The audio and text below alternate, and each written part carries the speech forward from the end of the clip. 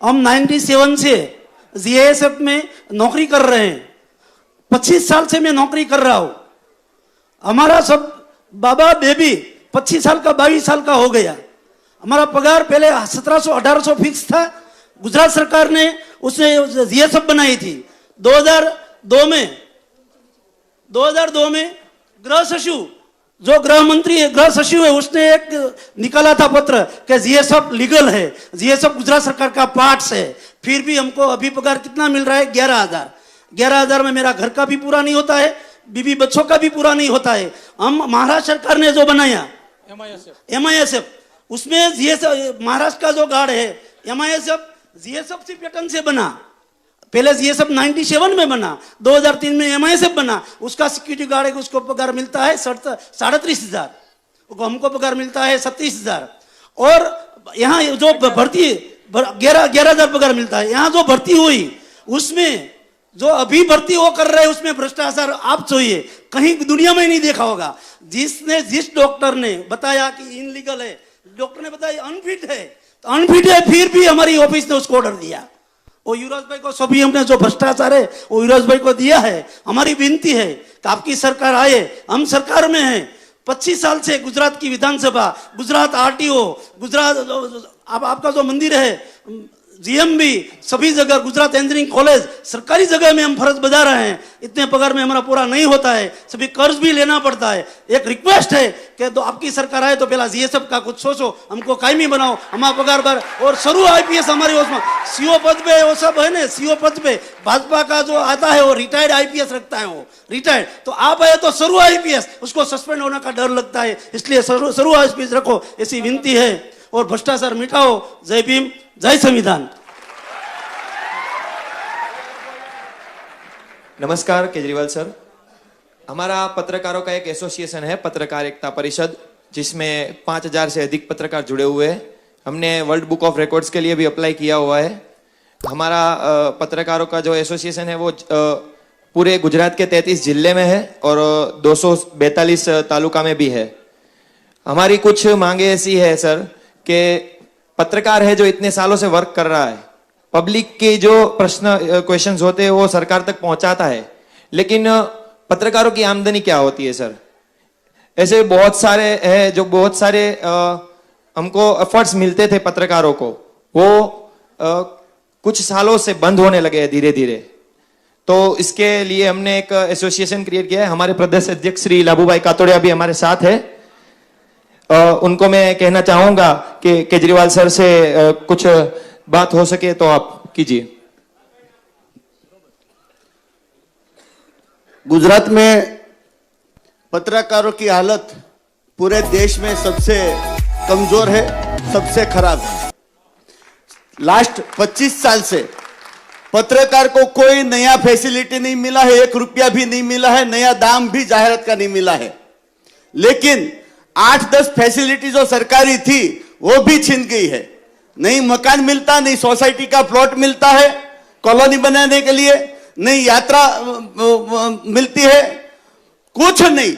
जो जाहिरात मिलती थी छोटे पत्रकारों को वो भी आधी हो गई है। सबको, मंत्री को, धारासभ्य को और सांसद को मोंघवारी का लाभ मिलता है, पत्रकारों को 25 साल से मिला नहीं है। वो जो था वो भी छिन गया है। हमने पूरे गुजरात में घूम के 33 जिले में कारोबारी के साथ संगठन किया है। 252 तालुका में भी कारोबारी के साथ संगठन किया है और नजदीक के दिन में हम 5,000 पत्रकारों का अधिवेशन भी करने वाले हैं। सरकार के पास ज्यादा बार हमने रजूआत की है, लेकिन चर्चा के लिए पहले तो बुलाते नहीं थे।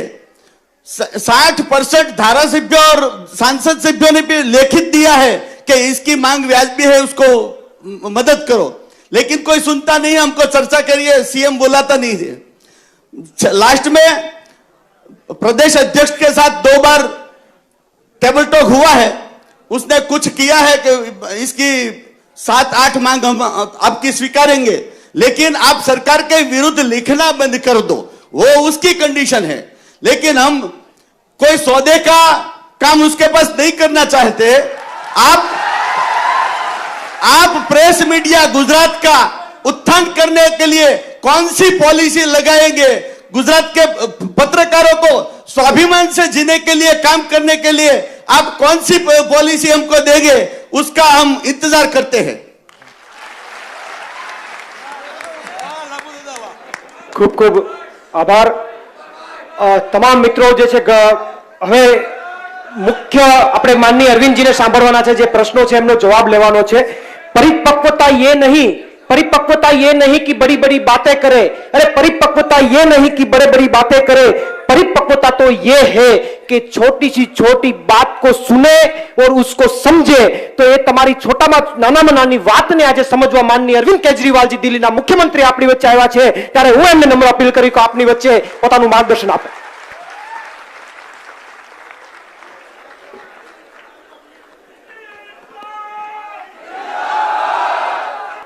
कोई नहीं, आप लोगों ने कई प्रश्न पूछे, पेपर फूटने के बारे में पूछा, इसका जवाब दूंगा मैं डिटेल में। रोजगार के बारे में पूछा, टीईटी टीएटी एग्जाम के बारे में पूछा, उसका भी जवाब दूंगा। अभी एक हैंडीकैप भाई ने पूछा क्लरिकल स्टाफ में क्यों नहीं हो सकता, बिल्कुल हो सकता है। हमारी सरकार बनेगी, हम रूल बदलेंगे।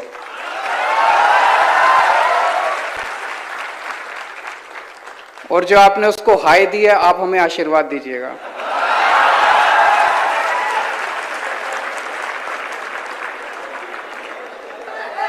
अग्निवीर,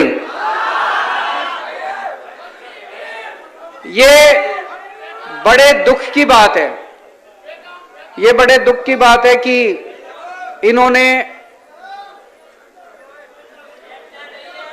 इन्होंने आर्मी की भर्तियों में एक तरह से अब टेम्पोररी पोस्ट निकाली हैं, रेगुलर पोस्ट की बजाय टेम्पोररी पोस्ट निकाली है। क्यों निकाली है? लोगों ने इनसे पूछा कि भाई ये 4-4 साल वाली पोस्टें क्यों निकाली है? बोले हमारे पास आर्मी के लोगों को, सेना को पेंशन देने के पैसे नहीं है।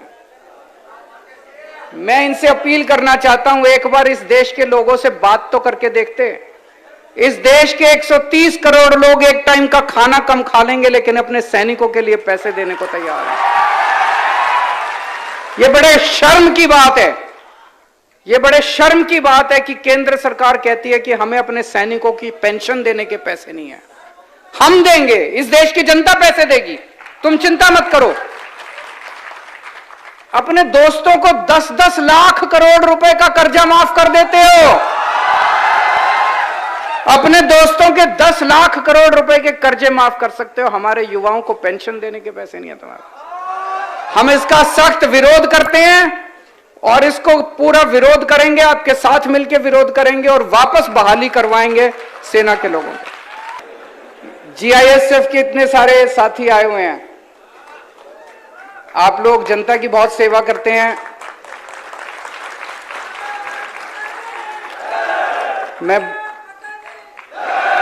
मैं आपकी बात से सहमत हूं। 11,000 रुपए में आज किसका गुजारा चलता है, और वो भी 25 साल की नौकरी करने के बाद। आप हमारी सरकार बनाइए, 1 महीने के अंदर आपको आपका हक दिलवाया जाएगा, आपको न्याय दिलवाया जाएगा, आपको पूरी तनख्वाह दिलवाई जाएगी। हमारे पत्रकार भाइयों ने अभी अपने मुद्दे उठाए। मुझे सबसे इंटरेस्टिंग आपकी बात यह लगी कि चर्चा के लिए भी नहीं बुलाते। इनको अहंकार हो गया है, इनको गरूर हो गया है। 27 साल की सत्ता में रहने के बाद इनको लगता है, हम कई बार गुजरात में जब आते हैं तो यहाँ के नेताओं से बात करते हैं, बीजेपी वालों से। हमने कहा कुछ करते क्यों नहीं हो? कहते हैं जरूरत क्या है, क्यों करें, ऐसे ही वोट मिल रहे हैं, कहां जाएंगे लोग? बोले कांग्रेस को देंगे तो कांग्रेस वाले हमारे में आ जाएंगे। पहली बार इनकी नानी याद आ रही है, आम आदमी पार्टी आ गई है। तो मैं पत्रकार बंधुओं से सबसे कहना चाहता हूं, जितने सरकारी फैसिलिटीज आपको बंद की गई सारी दोबारा चालू कराएंगे, आपके साथ बैठेंगे और जो जो फैसिलिटीज हो सकती हैं आप वो सारी फैसिलिटीज आपको देंगे और आपसे निवेदन करेंगे हमारी सरकार बनने के बाद हमारे पक्ष में मत छापिएगा, हमारी त्रुटि निकालिएगा।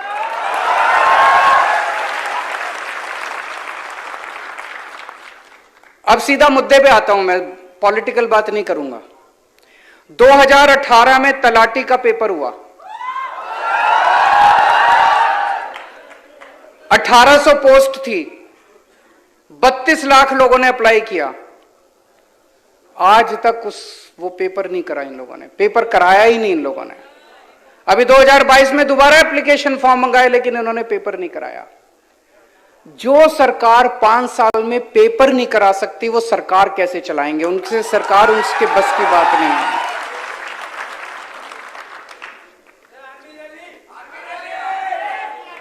आ रहा हूं। तो आज मैं आपको आश्वासन देता हूं, दिसंबर में आम आदमी पार्टी की सरकार बनेगी, फरवरी में तलाटी का पेपर होगा।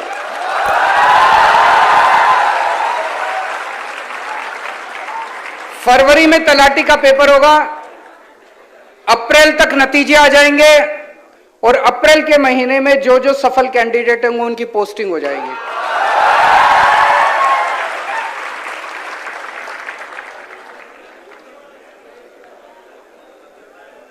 एक जो सब लोग जिस मुद्दे से दुखी हैं कि पेपर बहुत फूटते हैं, इतने पूरे देश में दिवाली पे पटाखे नहीं फूटते जितने गुजरात में पेपर फूटते हैं।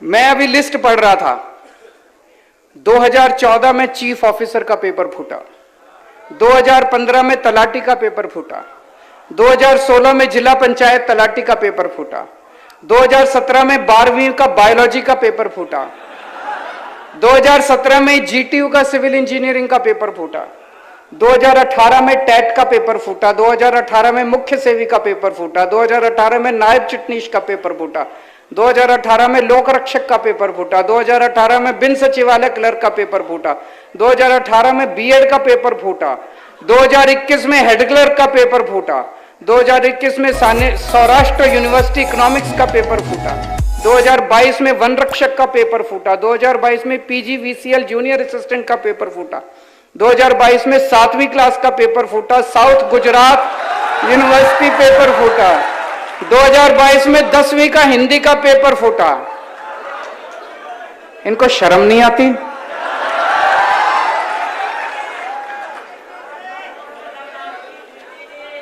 इनसे पेपर नहीं होते, ये सरकार कैसे चलाएंगे? आप लोग क्यों वोट देते हो इनको? ऐसे लोगों को क्यों वोट देते हो जिनसे पेपर नहीं होते? वो सरकार कैसे चलाएंगे? सरकार चलाना बड़ा मुश्किल काम है, इनसे पेपर नहीं होते, आपने इनको इतनी बड़ी जिम्मेदारी दे दी। कोई जेल गया क्या आज तक पेपर फूटने की वजह से?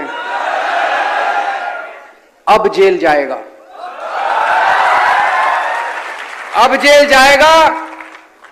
मध्य प्रदेश में तो व्यापम घोटाला हुआ था, ये तो महाव्यापम घोटाला चल रहा है। गुजरात के अंदर तो महाव्यापम घोटाला चल रहा है। मनीष सिसोदिया ने कोई गलत काम नहीं किया, झूठा केस बना के सीबीआई इनके यहां भेज दी, लेकिन आज तक पेपर फूटने वाले के यहां किसी के यहां सीबीआई नहीं गई, सीबीआई की रेड नहीं, कोई सीबीआई। क्यों? वो सारे इन्हीं के लोग हैं जो पेपर फोड़ते हैं। तो हमारी सरकार बनेगी, कानून लेके आएंगे, पेपर फोड़ने वालों को कम से कम 10 साल की सजा होगी। और 2015 के बाद से जितने पेपर फूटे सबके केस खोले जाएंगे, सबकी इंक्वायरी दोबारा कराई जाएगी और सबको जेल भेजेंगे। जितने पेपर फोड़े इन्होंने सबको जेल भेजेंगे, पेपर फोड़ने वालों। अब खबरदार, दिसंबर के बाद अगर किसी ने गुजरात में पेपर फोड़ा तो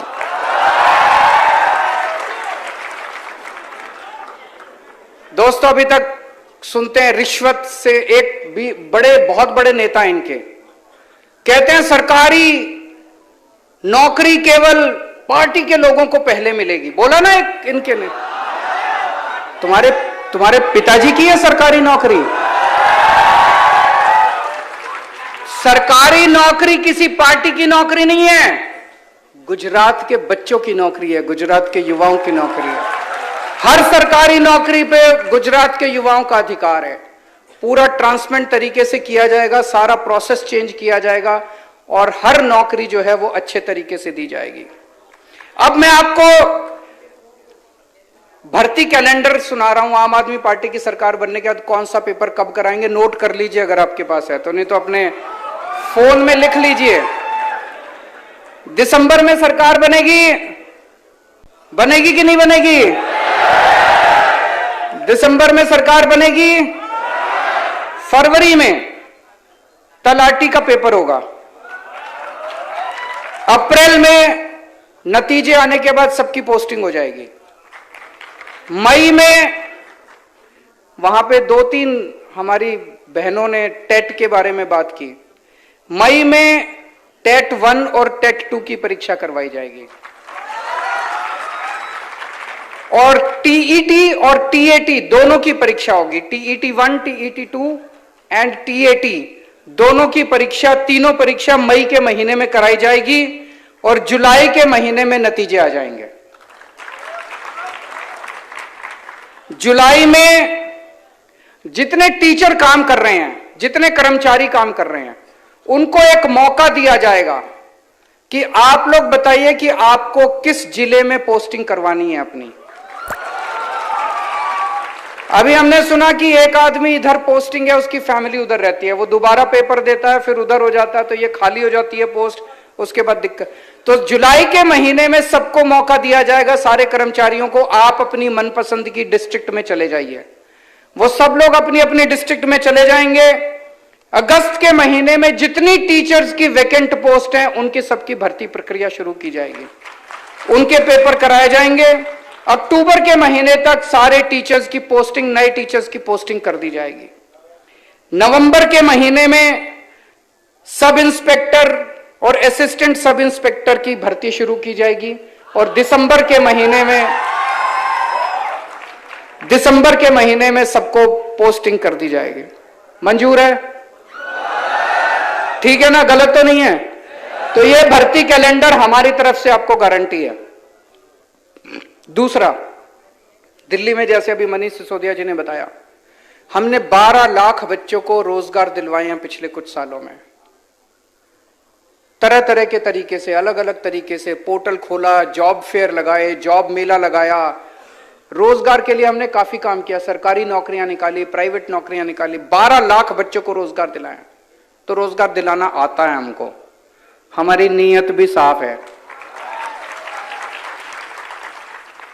तो मैं गारंटी देता हूं, गुजरात के हर युवा को हम 5 साल के अंदर रोजगार दिलाने की कोशिश करेंगे। 5 साल के अंदर हर युवा से, अलग अलग तरीके से पोर्टल खोला, जॉब फेयर लगाए, जॉब मेला लगाया, रोजगार के लिए हमने काफी काम किया, सरकारी नौकरियां निकाली, प्राइवेट नौकरियां निकाली, 12 लाख बच्चों को रोजगार दिलाया। तो रोजगार दिलाना आता है हमको, हमारी नीयत भी साफ है। तो मैं गारंटी देता हूं, गुजरात के हर युवा को हम 5 साल के अंदर रोजगार दिलाने की कोशिश करेंगे। 5 साल के अंदर हर युवा को। लेकिन जब तक रोजगार नहीं मिल जाता, तब तक बेरोजगार युवा को 3,000 रुपए हर महीने बेरोजगारी भत्ता दिया जाएगा। कल मैं किसी से बात कर रहा था, वो कह रहा था पैसा कहां से आएगा, फिर मैंने उसको 2 आर्टिकल दिखाए। मैंने कहा देखो ये 2 स्कैम बंद हो गए तो बेरोजगारी भत्ते का सारा पैसा आ जाएगा। इतना लूट मचा रखी है इन्होंने, इतनी लूट मचा रखी है इन्होंने, पैसे की कमी नहीं है, चिंता मत करना।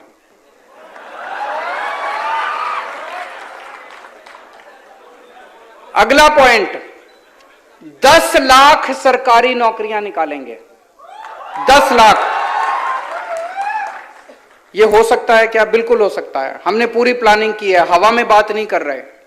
और युवराज जी आपको पूरा डिटेल में बताएंगे, इन्होंने वीडियो भी जारी किया, शायद युवराज ने, सम्राट भाई ने भी जारी किया। पूरा डिटेल में आपको बताएंगे कि 10 लाख सरकारी नौकरियां कहां कहां से आएंगी। 10 लाख सरकारी नौकरियां निकालेंगे। पेपर फूटने के खिलाफ जो मैंने अभी बताया कानून लेके आएंगे। जितनी पोस्टें, जितनी वैकेंसीज निकलती हैं और उनकी भर्ती होती है, हर एक में वेटिंग लिस्ट निकाली जाएगी ताकि जितने लोग ना ज्वाइन करें उनको उसके ऊपर किया जा सके। 1 साल के लिए वेटिंग लिस्ट चालू रहेगी। पहले बड़े पदों के ऊपर भर्तियां की जाएंगी, उसके बाद छोटे पदों के ऊपर भर्तियां की जाएंगी ताकि वैकेंसीज ना रह सके। और सरकारी भर्ती की परीक्षा देने के लिए जितने बच्चे जाते हैं, 32 लाख बच्चे एक परीक्षा देने के लिए गए थे। जब वो बच्चे परीक्षा देने के लिए जाते हैं उस दिन उनका बस का आने और जाने का किराया फ्री होगा।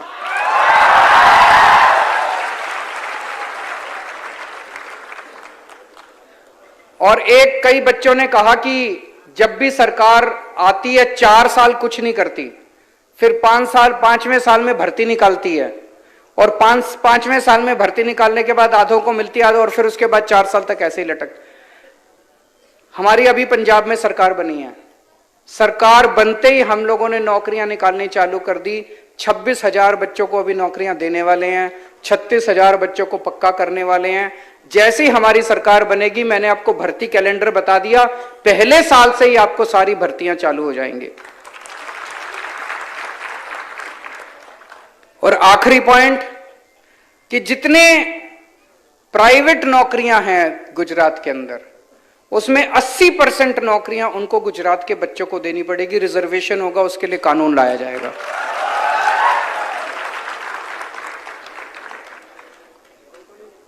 आपसे पूछना चाहता हूं, मैं आज दिल्ली का सीएम गुजरात के युवाओं से बात करने के लिए आया। कभी गुजरात के सीएम ने गुजरात के बच्चों से ऐसे आमने सामने बैठ के बात की क्या? मैं उनसे निवेदन करता हूं अब 3 महीने रह गए, इन 3 महीनों में एक बार तो चर्चा कर लीजिए अपने बच्चों के साथ, एक बार तो अपने बच्चों के साथ चर्चा कर लीजिए। और ये इन लोगों ने मीडिया को खूब डरा रखा है। मीडिया वाले लोग बहुत अच्छे हैं, मीडिया को इन्होंने खूब डरा रखा है। सारे मीडिया को उन्होंने ऑर्डर जारी किया हुआ है कि किसी भी डिस्कशन में आम आदमी पार्टी वालों को नहीं बुलाना। अखबारों को कहा हुआ है कि आम आदमी पार्टी की खबर नहीं छपनी चाहिए। तो मैं आज गुजरात के युवाओं को अपील करना चाहता हूं, अपने अपने सोशल मीडिया को उठा लेना और ये वाला चुनाव सोशल मीडिया के ऊपर लड़ेंगे। सारे युवा आज ही जितना हो सकता है, फेसबुक के ऊपर, ट्विटर के ऊपर, इंस्टाग्राम के ऊपर, लिंक्डइन के ऊपर, जितना हो सकता है हर एक के ऊपर आप डालो कि इस बार सब लोग आम आदमी पार्टी को वोट दो।